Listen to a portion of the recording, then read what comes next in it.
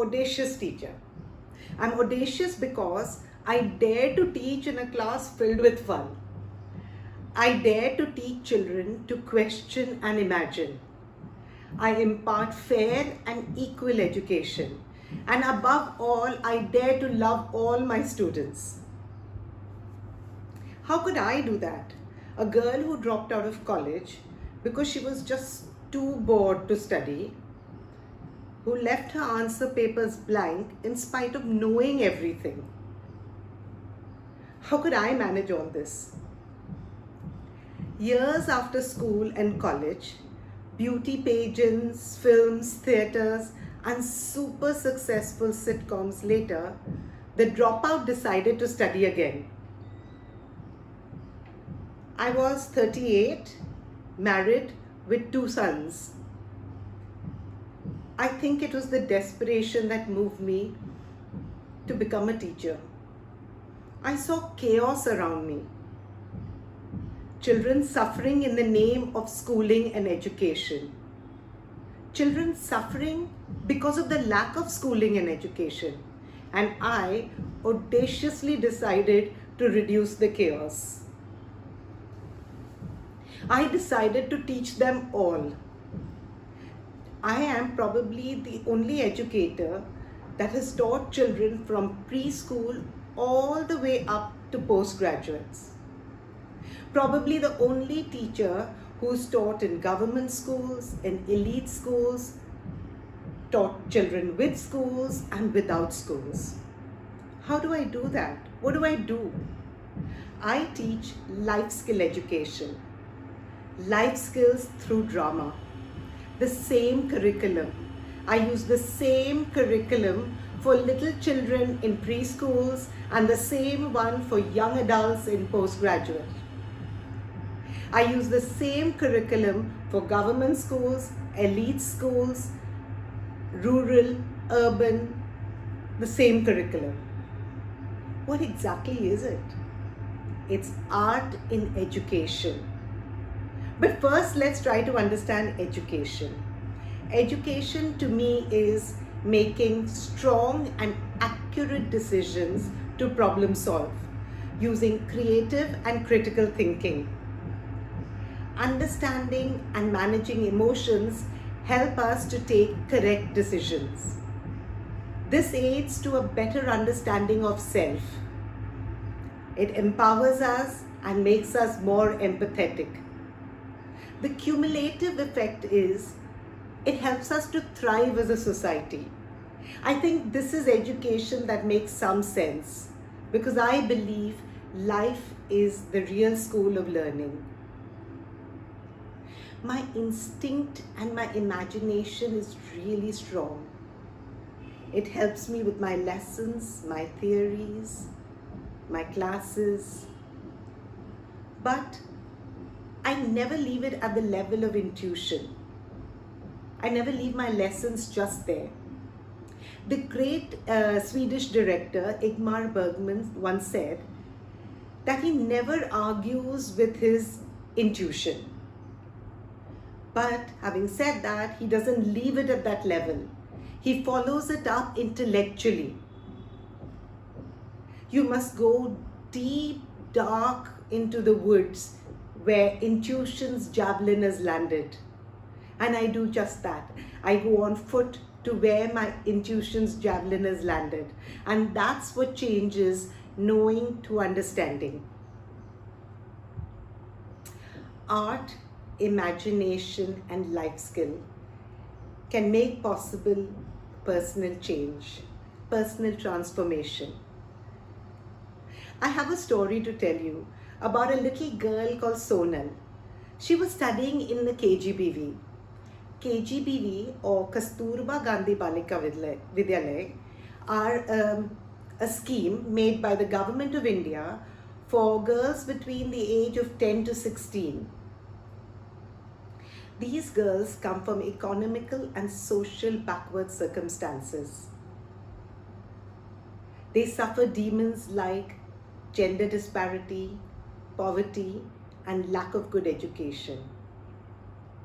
Lack of good education and unequal education is an unrelenting problem that vulnerable and marginalized suffer. These girls experienced just that. Sonal was 14 in grade 8 when I met her. She and 30 girls were participants in the workshop called Drama in Education to Enhance Life Skills. They learned life skills education through crazy drama games, reflective diary writing, reflections in the classroom, storytelling, listening to stories. They learned problem solving, they learned decision making, they learned to communicate effectively, and they had so much fun learning. But they learned life skills really well. 5 years later, I got a call from Sonal. She wanted to share her story. Miss, after I left the workshop, I participated in Vache Gujarat, Gujarat's reading program, and I won books worth 10,000 rupees, and I read them all. When I went from the KGPV, I left them behind. Left them behind, I asked. Why? She said, ma'am, you taught me the skill of empathy. My dear student Sonal left her prized collections of books behind so that another Sonal could read them. Wow. And she continued, you know, ma'am, in our community, girls are married off after the 9th grade. We're not allowed to study ahead. And my parents wanted to do just that. And I was desperate. I begged, I pleaded, and then I used all the life skills you taught me. Problem solving, decision making, effective communication, and finally my parents agreed. Today, I am in the science stream. I'm going to apply for medicine. Ma'am, you taught me to dream. This is one story, and there are others, like the cute little rag picker on the streets of Ahmedabad who relearned how to read and write just because he wanted to learn the new poem that was being taught in the drama class. The little girl in the cotton fields of Ahmedabad, on the cotton fields of Amravati. She had never attended school, yet she could clearly and explicitly explain the meaning of social imagination. She said, it means Samaj Kasa Asava. That is how society should be. And that naughty little goat herd in Nandurbar, who found a reason to learn and attended classes regularly just to participate in the crazy drama games that we played in the class. These are some, and there are many more. But along with the learning and transformation of my students, there is an important aspect of my learning and transformation, because I was never merely an onlooker.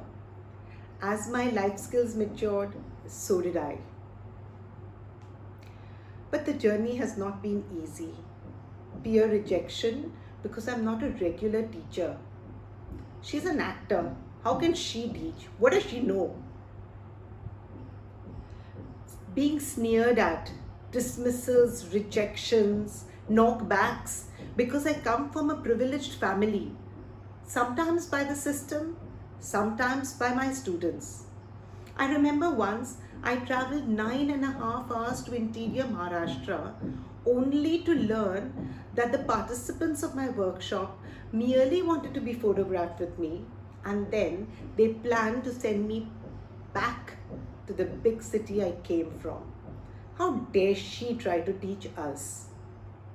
And often it is, how can there be any learning in a class that's filled with fun? So much noise in her classroom. And to top it all, she loves her students. How is it possible? The system doesn't like audacious teachers. Luckily, the students do. But I have persistence. And through this act of persistence, I've changed, I've transformed. Personal transformation for me is very deep. It is about when an individual critically examines their beliefs, their values, their actions, takes risks and reinvents themselves. Transformation is the domain of improving, of changing, of bringing about personal change, looking at oneself, undoing warped views of the world, unfolding like a butterfly, and all the time remembering the personal commitment made towards creating a better society. Thank you.